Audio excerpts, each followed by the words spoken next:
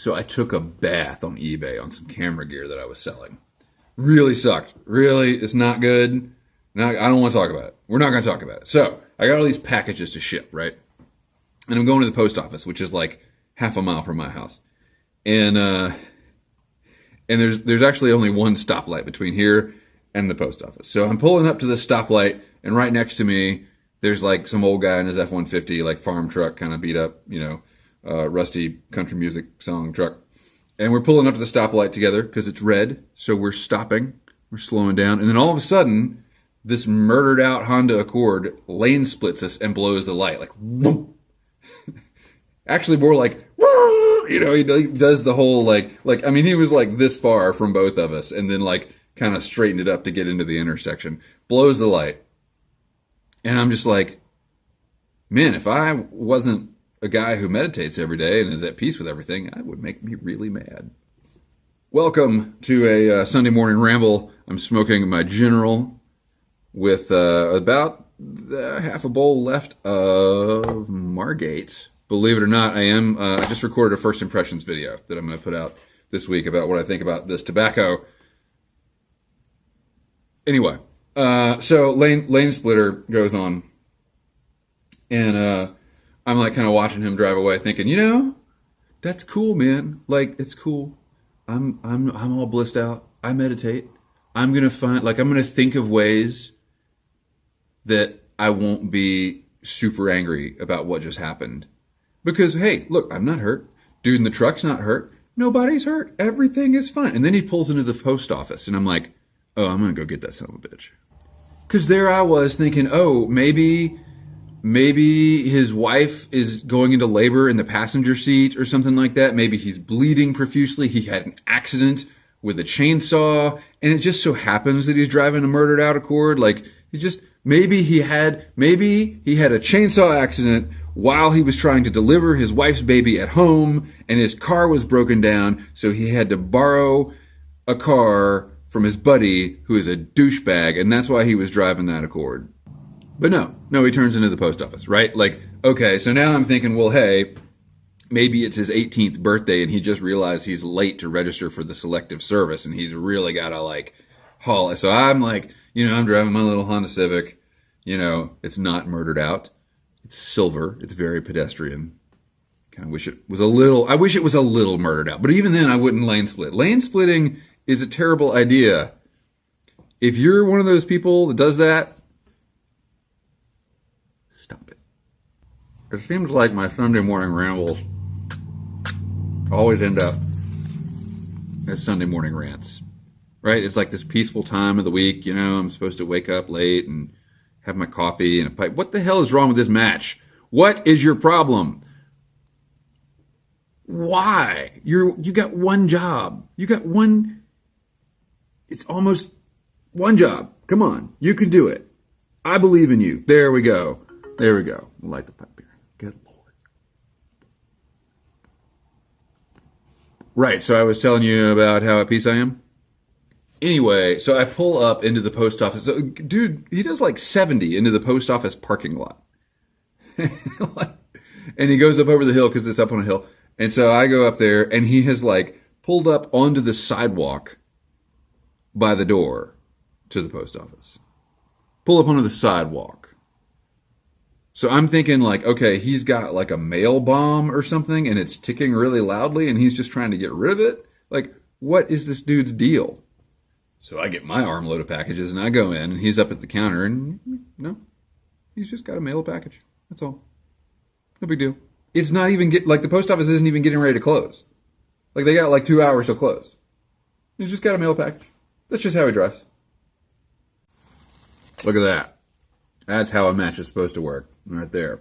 You're a shining example. So I'm standing there behind him in line, and I'm like I actually got my phone out because I was going to record what was getting ready to happen, which was I was going to make the joke about the selective service, like, oh, are you really in a hurry to register? Because I don't think they'd take you anyway, because I'm pretty sure they got a minimum dick length.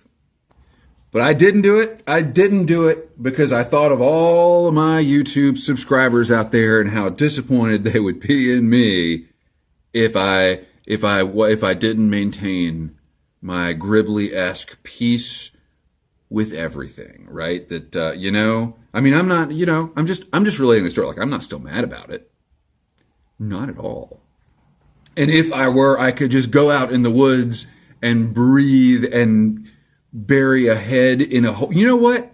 Here's the thing. Fuck Logan Paul. Fuck that guy. You know why?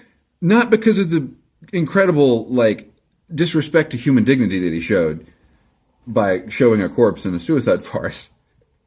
Not that reason, but because if it weren't for what Logan Paul did, and if we all weren't talking about that right now, I would have buried that head in the hole, and then I would have put the caption on the title of the video. I would have said, "Finally getting ahead in life." I'll never get another opportunity to make that joke. You know what I mean?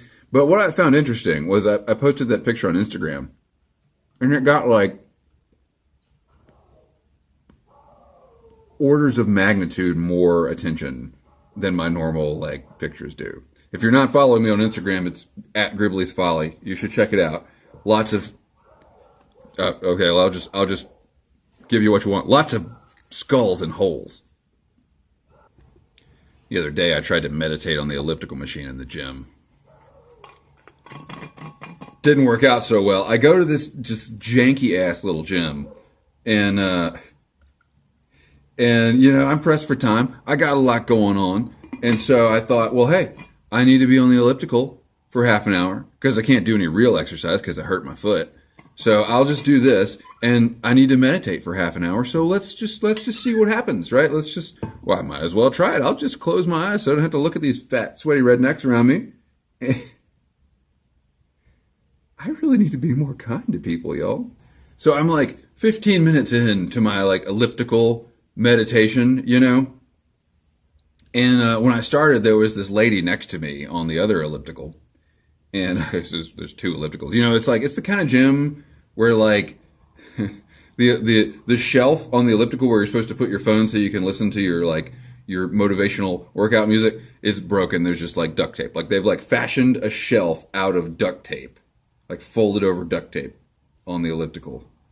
That's the place I entrust my bodily health to. So I'm on the elliptical, and I'm doing my meditation, and I did have my earbuds in, and I was listening to Insight Timer or something like that, and just trying to clear my mind, But it's also the kind of gym where, when they built the place, the owners, they spent $500,000 on exercise machines, and then they go to Best Buy and they're like, "Yeah, we need a sound system," and the clerk is like, "Yeah, we got a sound system for $25," and they're like, "You got anything cheaper?" So there's a subwoofer over my head that was new in 1988, and somebody used it to play frickin' Run DMC and Kill 'Em All over and over and over again. So it's completely blown. And it's I'm meditating, and Insight Timer's playing all this woo music, and then the subwoofer's freaking out, trying to maintain focus on my breath and listen to my inner peaceness or whatever it is you're supposed to, And so then the lady next to me, I guess she's ramping up her cross ramp super trainer resistance on the elliptical, or maybe it was just broken. I don't know. And she starts making these sounds, and they're the kind of sounds that you hear on websites where you're worried you're going to get a virus. You know what I mean? So she's really straining or whatever. But I got my eyes closed, right? I'm at peace. Totally at peace. But I'm also thinking, man, it's a good thing you're not going to run for office, lady, because I would totally come out to the post about you because of those noises that you're making. So, and then it's it gets worse, right? And then so I kind of open my eyes and I look at her, and she's just really straining. But the noise, I mean, I'm not gonna replicate the noises she was making because we don't have that kind of relationship.